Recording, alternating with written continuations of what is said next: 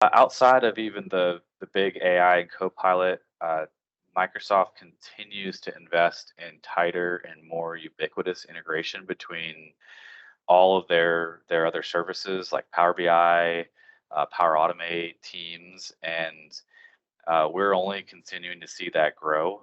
And quite frankly, we as a company have even adjusted our organizational structure to kind of match that expectation. And we are our expectation is that more and more of our solutions and the solutions in the community will be crossing technology boundaries as Microsoft makes it this the obvious way to configure their platform and meet the needs of clients. So I definitely see solutions that meet clients where they live today, whether that be Teams or Business Central or some other tool that they use on the Microsoft platform.